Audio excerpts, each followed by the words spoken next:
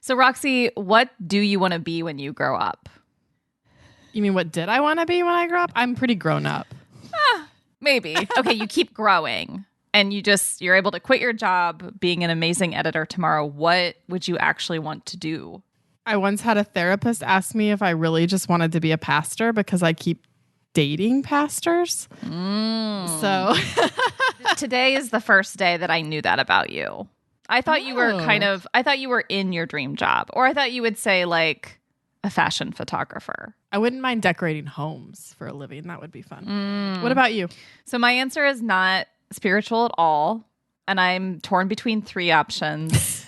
One, I've always thought it'd be really fun to be a travel agent, to like make plans for people. Mm-hmm. Two, I think it'd be really fun to host and run a bed and breakfast. I do too. I think of that as like a retirement job. We could do that together. We can have like, therapy animals. And I'll decorate. I'll like, manage the staff. I can give a sermon on Sundays. This is okay. This is our dream. It is all coming together. The Lord has brought this vision before us. We are going to follow up this podcast in many years with a sitcom of our version of the Golden Girls. Yes. Wait, is that what they did in the Golden Girls? No, but that's what we're going to do in our golden years. Yes. We just need to hire like a lounge singer and a chef. Yes, definitely a chef. Before we go farther down that path, this is Saved by the City from Religion News Service. We're a podcast from two single Christian women making our way in New York, pursuing our ambitions without losing our devotion. I'm Caitlin Beatty. And I'm Roxy Stone. Here on Saved by the City, we plan to upend the idea that God is nowhere to be found in Gotham.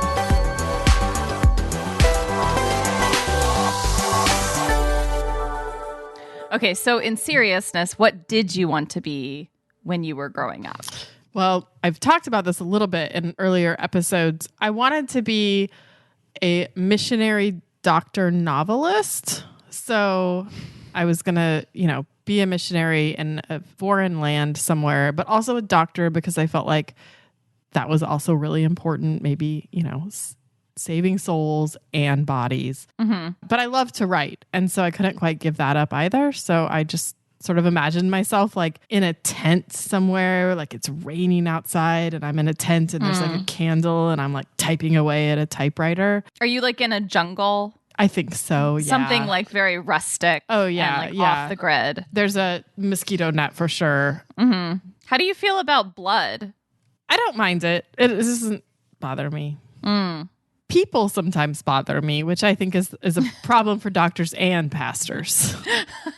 Yeah, it does seem like they're a kind of high contact kind of profession. It strikes me that our work now, we're not like bumping into people a lot. I theoretically write for people, but yeah, it goes without saying I value the independence of my work.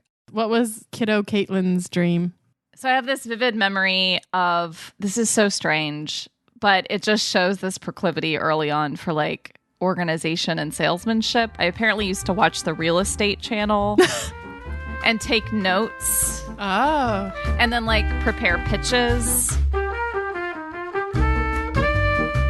This house has a master bathroom with an ensuite. I was like 8. I have no idea where this was coming from. I don't remember having any sort of overt spiritual kind of calling toward the church or professional ministry.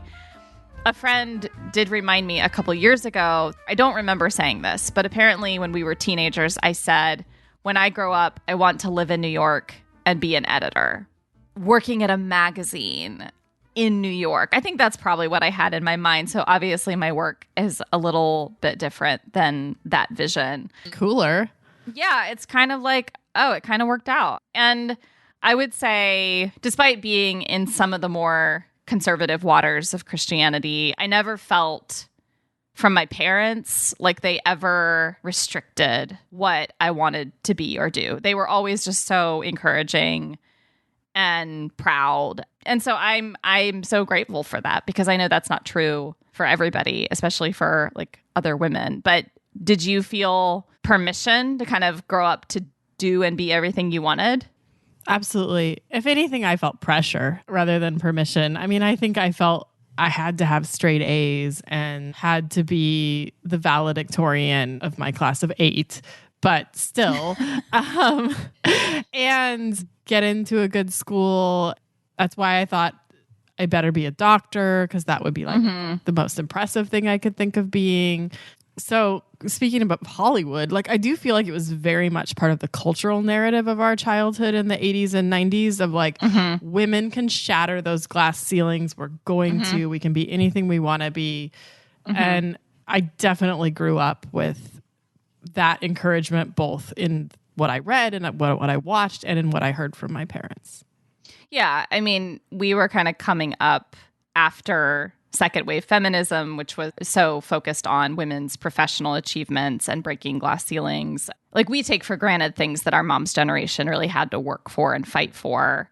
The fact that we could say, like, I want to be a doctor, I want to be an editor, I want to be a real estate agent, and no one batted an eye, that's a relatively new phenomenon that I'm super grateful for. Yeah, I mean, I feel like the cultural message really was that female ambition, at least up until a point, was a really good thing. And we should live into that. Yeah, for sure. I mean, how those things got worked out in actual workplaces is probably a different story. Not in Hollywood workplaces that were shown on screen, but the behind the screen stuff. But at least on paper, female ambition was something that we learned from a young age was a good thing, and we should aspire to be more ambitious and not let anything hold us back. And it actually wasn't until much later in life, like well on my career path, that I started to wonder if some of those beliefs about ambitions could actually be worked out, especially in Christian communities.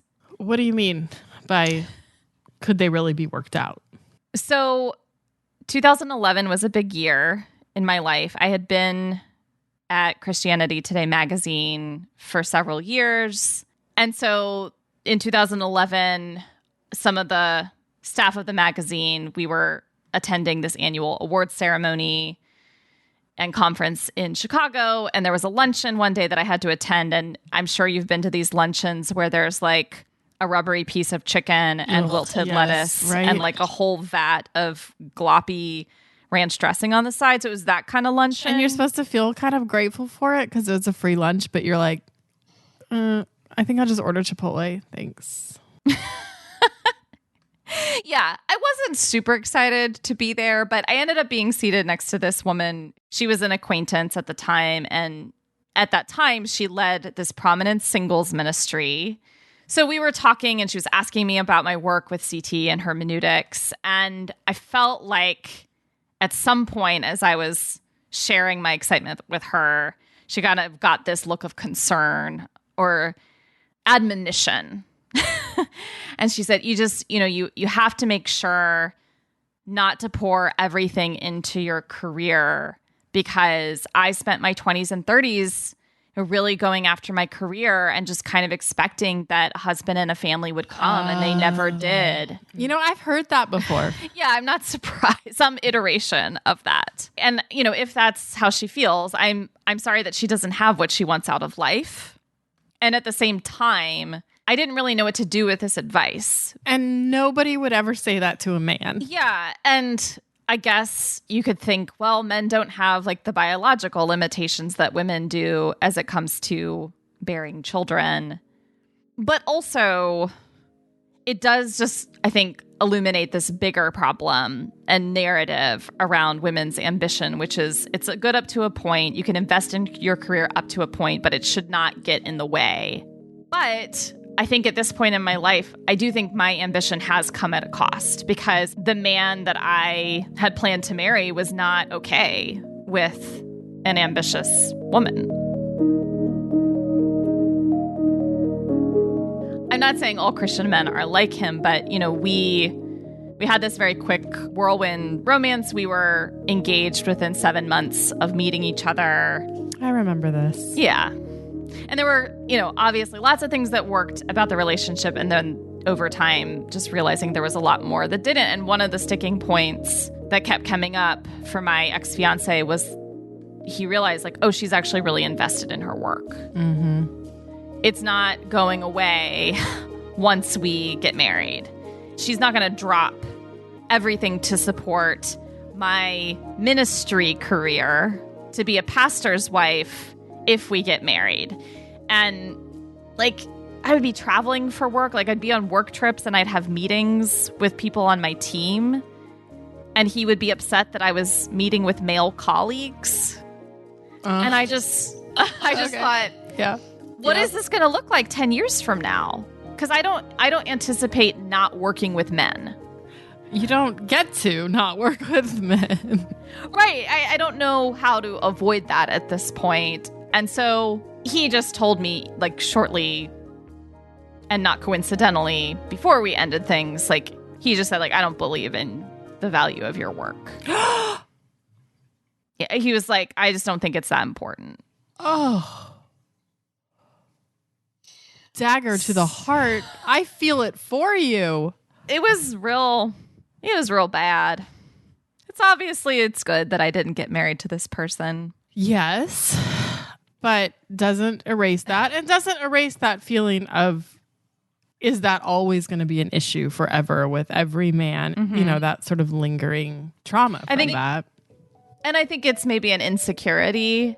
I feel it less now because of where we live and the fact that being a professionally oriented woman is like not a weird thing at all. But I think earlier in life, I really did feel like, am I going to have to choose? Am I going to have to give up this work that I love? And I think at this point in my life, if I had to choose, I would choose career over being married to someone who would ask me to give it up out of a sense of insecurity or what my role is. I am 100% with you. Have you met men like this? I mean, I don't want to be that cheap, like, me too. But yeah, me too. Coincidentally, also a man in ministry who definitely came at the relationship like with this language of, I like ambitious women, egalitarianism. Yeah, I totally expect that like the person I marry would be the breadwinner because I'm in ministry, like it won't be me. But kind of what you hinted at, like that's one thing to say and one thing to actually live. And the further and further we got into the relationship and the more and more it was like, we might get married, more of the tensions came out. Like, well, but when we have kids, would you really not want to stay home? Would you really keep working? Like, when it gets down to the practical. Exactly. When it got down to the really practical. And I was like, well, to me, it's just like, there's so many ways to work that question out, especially in today's world. I mean, I hate to say this, but when it really got down to like the nitty gritty of those conversations, he really just wanted to have a wife that would raise his kids the way he was raised. So he wanted to marry his mom? That's the crass way of putting it. Yeah. I mean, that is the way that I have put it in the past. So I'm not too far off. No, I have literally said that. You just want to marry your mom. But I think it was in part because, like, in the end, that was as far as his imagination could really take him. Like, this is what it looks like to raise kids. There is not another way to raise kids. Yeah, if you've grown up in a cultural environment where, like, every single woman decided, like, either I'm never going to work outside the home or as soon as I have kids, that's immediately put on the back burner. And I know that there are lots of factors that go into women making those decisions, and sometimes that's really difficult. But if you don't have any models of a true shared marital partnership where both partners are invested in each other's work as well as committed to their family life together, then it's easy to fall back into those scripts. And it sounds like you and I ended up dating men who had scripts in their minds of what we needed to be for them that did not work with what we wanted for our lives, and I would even dare say what God wanted for our lives.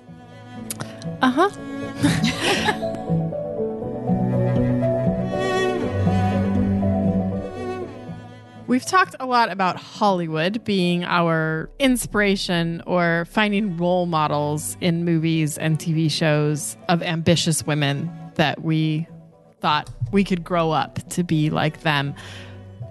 But honestly, the Bible's got some pretty feisty, ambitious women in it.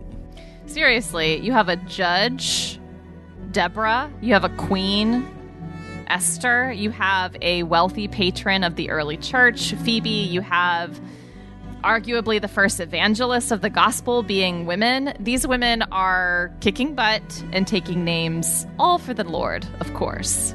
Our guest today, a very ambitious woman in her own right, has found a lot of inspiration from the women in the Bible. Shannon Bream is a TV news correspondent, a former attorney, and a beauty pageant winner. I think that when we tell women you're only going to be valuable if you get married and if you have children, I don't think that that is a full understanding of how God sees us. I really don't. Our conversation with Shannon is coming right up after we give a warm shout out to the patrons who make all of this possible. Religion News Service is an independent, award-winning source of global reporting on religion, spirituality, culture, and ethics. Full disclosure, I work there. For the best in global religion reporting, visit religionnews.com. And if you like what we're doing at Saved by the City, please tell us. We covet your 5-star reviews. Please rate us and review us wherever you listen to your podcasts. We don't want to sound desperate, but we really, really want your reviews. You can also email us at sbtcpodcast@religionnews.com or follow along on Twitter at #SavedByTheCity. We're jazzed today to speak with Shannon Bream, best known as an anchor for Fox News Channel. Shannon is the author of the best-selling new book, Women of the Bible Speak, The Wisdom of 16 Women and Their Lessons for Today. Thanks so much for being with us, Shannon. So I'm sure you get this question a lot, but do you have a favorite woman of the Bible that you gravitate toward in terms of a role model or virtues, and especially in your very high-profile work where you have to make difficult decisions and you're in the spotlight? You know, is there a specific woman from Scripture that you keep returning to? They all, I came to love them so much more in really going through all of their stories. I aspired to somebody like Deborah from the Old Testament, one of the lesser known stories, that she was a judge. She was a leader of the nation of Israel. And for a lot of people who think women were kind of bit players or second-class citizens in the Bible, like, she upends all of that because she, is the one who then leads them into this battle against the Canaanites where they were badly outmanned, outgunned in every way, being oppressed. And she'd called up her general, Barak, and said, hey, God says we're supposed to go into this battle. And he's like, wait a minute, I'll go if you go. I don't want to go. If you don't go, I'm not going. I mean, he clearly knew she was anointed. She was respected. I think in a lot of ways, she's a good model. And I think for me, the most convicting thing is sort of that she was obedient, didn't question God when he gave her this assignment. And I aspire to be more like that. We had a feeling that Deborah was going to be the one that you said. So we actually, when we were talking about this interview before, we were like, we should ask her something really bizarre. Like, what would Deborah do at Fox News? So we're just going to ask you that. If Deborah had your role at Fox, what would she do? I would love to book her as a guest. That's what I would love to do, because I got a lot of questions about just being a woman who was in a different field. I mean, military, leadership over Israel. I mean, things that in those days were not common. I mean, she's uncommon. I think she would speak truth. I feel like Deborah might, though, go over into the line of opinion. I think she would have some things to say that maybe aren't my current role, but I think that she was bold and unafraid. And I love that about her. Yeah, I mean, figures like Deborah, but also like Esther and some of the earliest like female apostles kind of put to lie this sense that Christianity just relegates women to the sidelines. We see God lifting up specific women in specific times and places for his purposes. And so I think that kind of challenges some conceptions of Christian women always need to be meek and mild and never speak up or never be bold.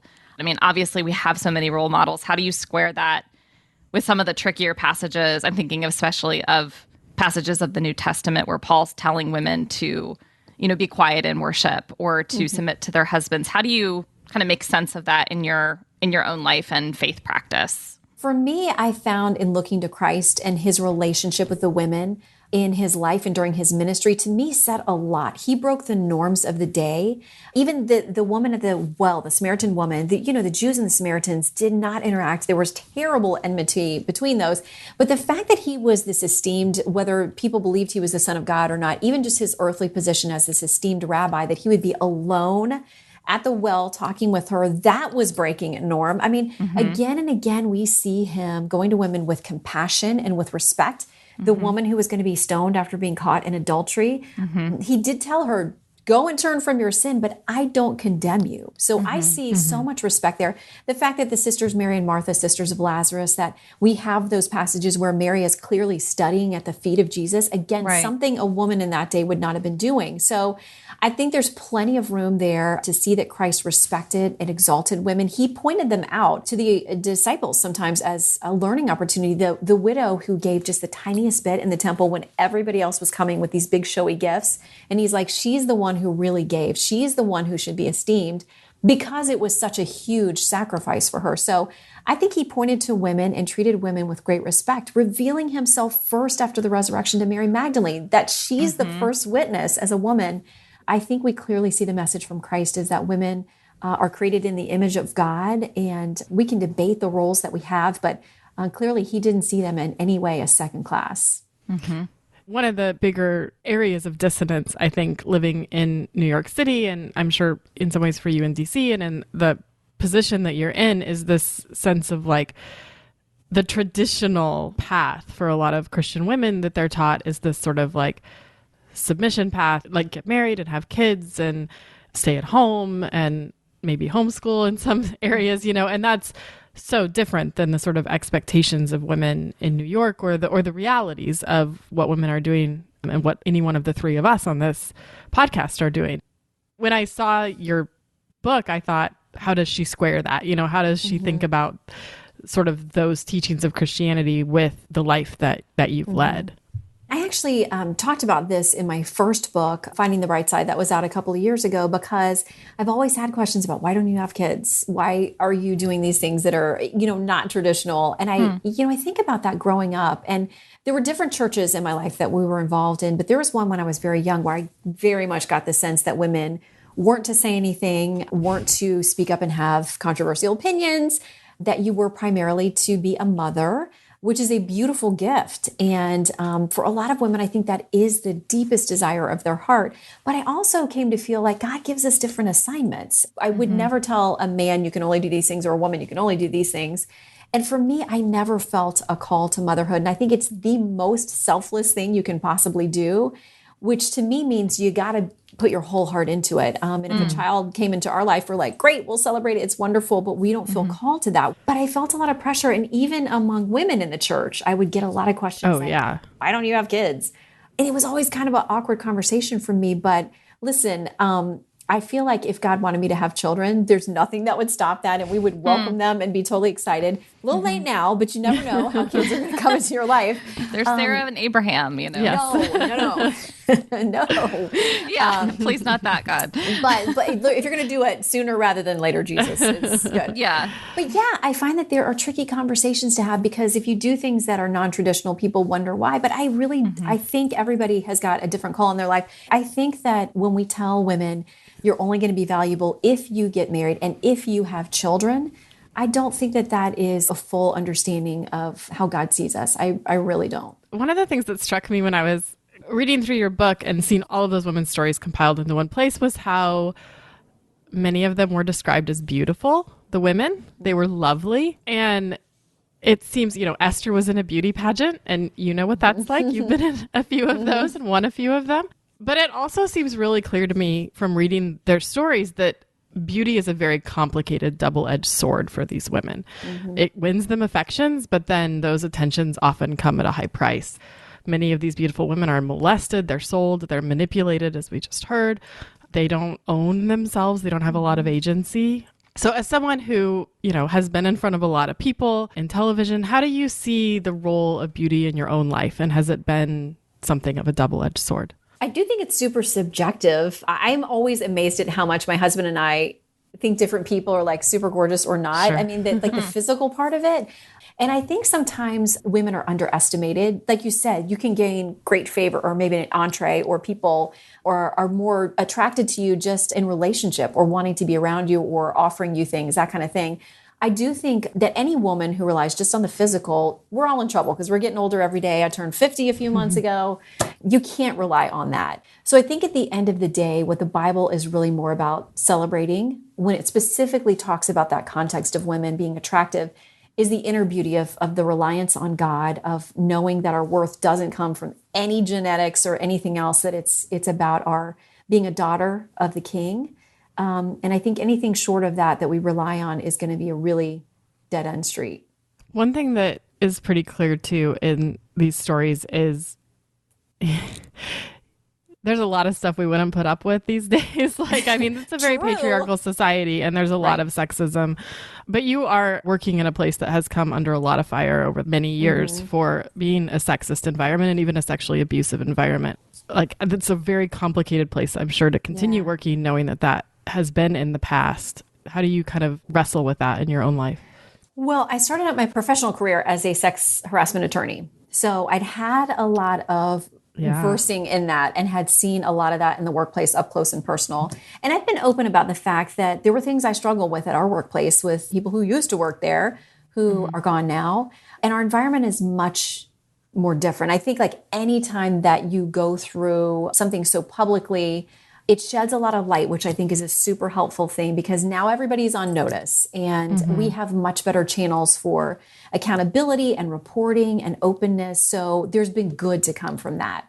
But there was a time, I mean, there were years that, I had a boss who made me uncomfortable and I felt like I was going to have to dress a certain way. I was going to have to flirt back with him. I was going to have conversations that were very uncomfortable to me so that I could stay in his good graces or not lose my job or be buried so that I was never having any airtime.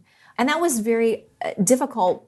But I feel like for me, it was less so only because as a sex harassment attorney, I knew what my rights were. I knew where the lines were. What's happened now is that I'm thankful that everyone who works there knows what their rights are and has alternate channels to go to get help. And so the aftermath of what was a really painful thing for everybody has been good. There's been good to come from it. Yeah, I'm sure a lot of women in similarly uncomfortable work environments, you make a calculus. If I stay, maybe I can change the culture or I can advocate for other women, or this could give me the opportunities that I really want and even that I feel called to, but how much do I put up with?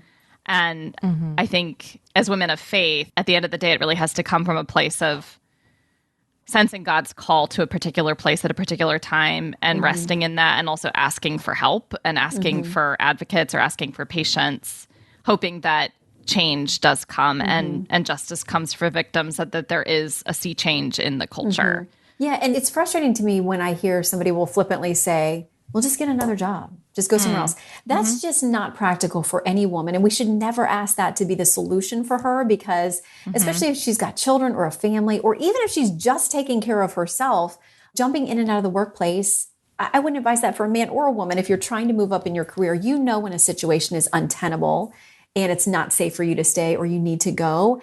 And, every company in this country is supposed to have avenues for you to go to HR or to go to other places. We shouldn't ask women to sacrifice their careers or their jobs because they're in a bad situation and just think it's as simple as getting another job. I think for most women, it's never going to be that simple.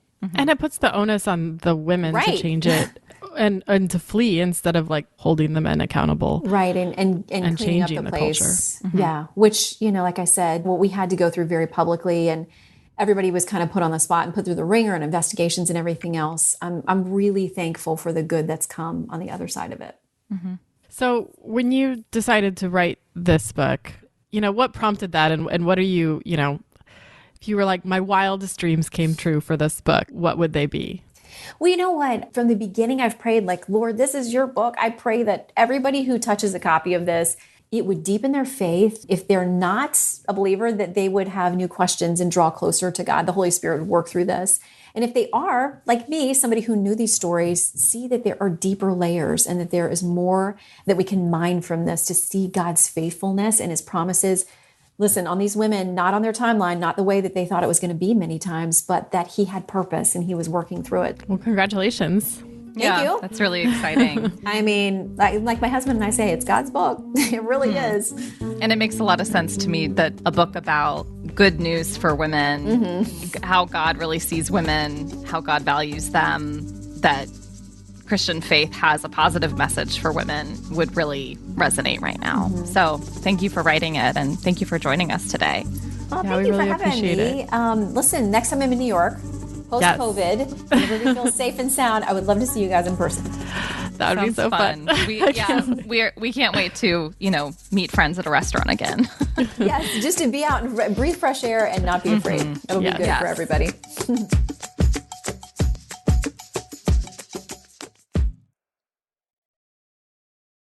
So many of us are inspired by the women of the Bible to break glass ceilings for God, so to speak.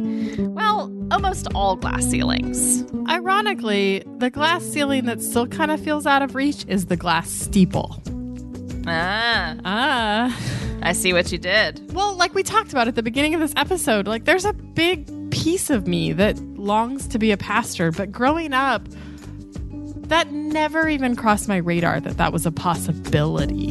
Instead, I thought the best thing that I could do for God was to be a missionary, because I just never imagined that being a pastor was something a woman could do. I'd never seen that. Well, our very first guest on Saved by the City, as you recall, is a female pastor, as well as the first female president of New York Theological Seminary. She's amazing, but like you, she grew up in a church where women couldn't be pastors. She shared her journey with us of how she got to a place where she felt like she could preach from the pulpit. And when she shared that with us, I just remember both of us were like almost in tears. And we couldn't use it for that first episode, but we knew we were going to resurrect it at some point. And here it is. Dr. Lakeisha Walrend. I was born and raised in Texas and spent my early childhood in a very small town called Texas City, Texas, which is about 20 minutes from Galveston and about 30 minutes from Houston. And so I come from very, very humble beginnings, but from a family that had huge faith. You know, coming from small town Texas, it was one way. You know, it was just one way. Everybody had to travel that same road. You know, it was Jesus or nothing. You know, anybody that doesn't believe in Jesus is going to hell. That's what I was taught. That's how I grew up. Those are the things that I said, not only even about Jesus, but also about women in ministry. You know, I grew up in a church where there were no women in ministry. My pastor preached from the pulpit. God does not call women to ministry. And so when I went to Spelman College, my freshman year, I took a class called Women in the Bible. And it was that class that really began to open me up so that my ears could even be receptive to hear something new. And that was basically a female professor that I had.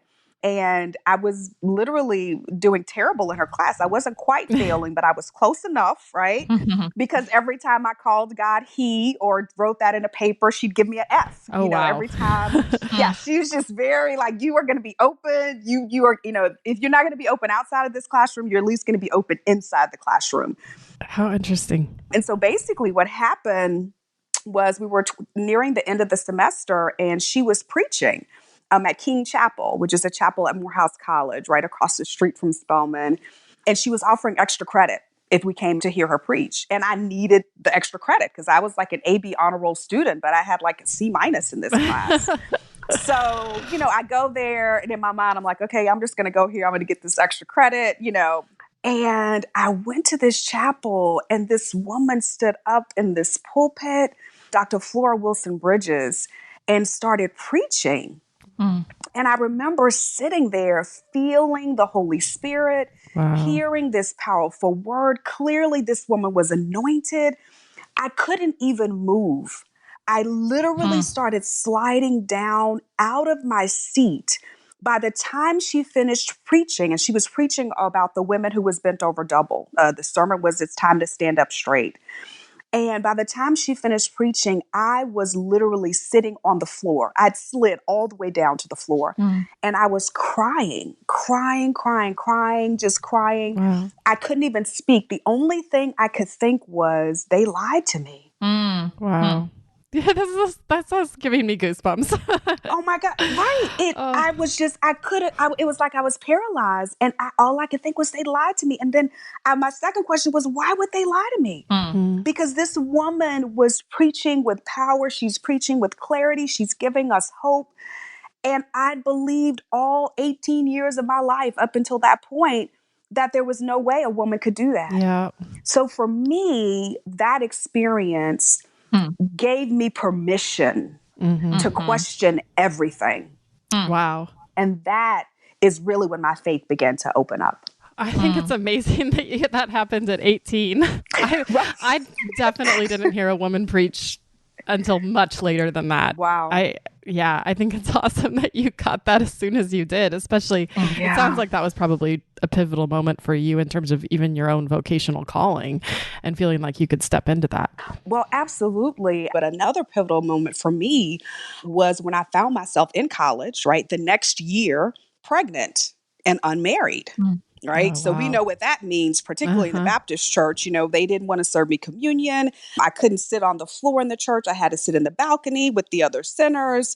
And I remember thinking, my God, how can these people treat me like this? You know, I grew up in this church. I was born in this church. I've served in this church. And I make this one mistake, and I am basically almost excommunicated. And I remember being so angry with God.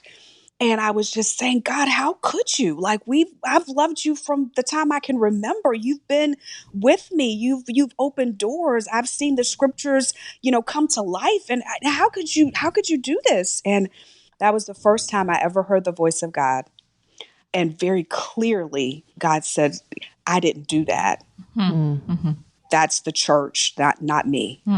So this is 1 year at 18, I'm hearing the first woman preach. And then at 19, understanding that there's a difference between God and the church. Wow. And I think those two things at 18 and 19 really kind of set me on this trajectory of being open to faith, being open to possibility, understanding that God is so much bigger than a book that we try to confine God to.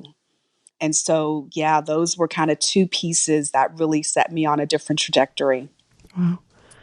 Talk a little bit about your transition to New York and how was it connected to your own calling to ministry and to ministry leadership specifically? So basically, after being there and working with my husband, I was finishing my dissertation. So I elected not to, get a full-time job. So I was making sure my kids got acclimated well and just kind of helping him at the church.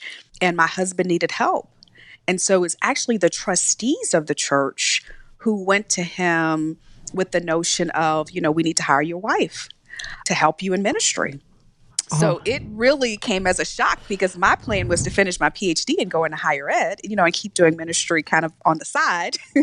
And so that is when I started 2006 in full-time ministry as executive pastor of First Corinthian Baptist Church, where I was responsible for all of the administrative aspects. So from everything from human resources to the building, operations, to the financing, the budget, all of those pieces.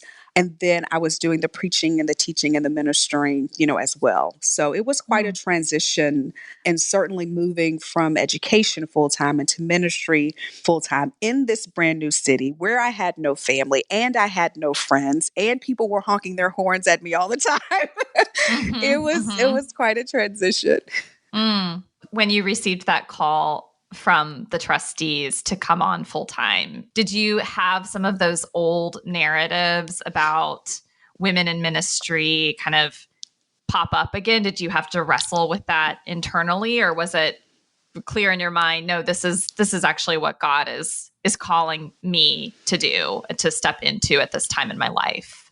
That is such a great question. And I think for me, by the time I got to New York, I was pretty settled and had accepted my call and was pretty settled that God had initiated, this call and this spiritual life and this spiritual leadership that I was embracing. That was 2004. But I still today have people in my family, aunts and uncles and cousins, who do not believe that I've been called into ministry. So this is 20 something years in. And so still dealing with those notions. But at FCBC, while they loved me as the pastor's wife, and this person working alongside, Pastor Mike in ministry, when I was called to be executive pastor, I was the first woman to be a pastor at FCBC. So there was quite a lot of opposition to a female stepping into a pastoral role. And that opposition was not just from men, but it was from women as well. Yeah. And so I just, continue to move forward and navigate. I mean, I can't imagine if I was accepting call, at that point, because then it probably would have been a completely different story. But because I was really strong in my faith and, had accepted who I was as not only a Christian, but, as a woman of God and as a proclaimer, as a prophet, as a priestess, I was able to navigate those waters with a smile on my face and joy in my heart, being intentional about not trying to prove myself to anyone because I didn't believe that was my work. That's God's work. God does the call. God sets the anointing. It's the anointing that breaks the yoke. So I kept my eyes focused on doing the work that I felt like I'd been called to do, as opposed to trying to prove who I was to others.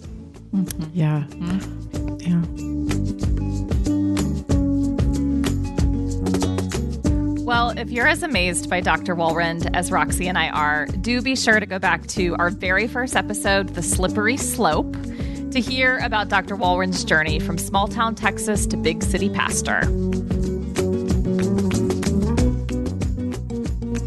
In your wildest dreams, did you ever imagine you were going to be a podcast co-host?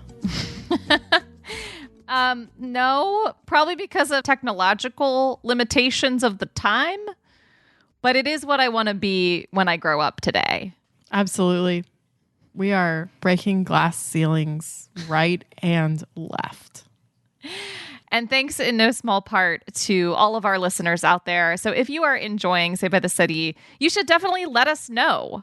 Get in touch with us. Tweet us at the hashtag Saved by the City. We'll reply. We want to hear from you.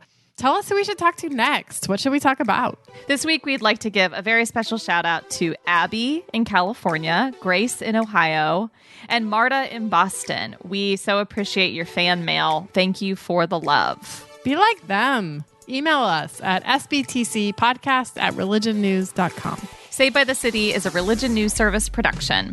The executive producer is Jay Woodward, and the consulting editor is Paul O'Donnell. And we also get production assistance from Elizabeth Wyndham. Chaz Russo put together our look, and Martin Fowler wrote our theme music. We are Caitlin Beatty and Roxy Stone. Thanks for listening.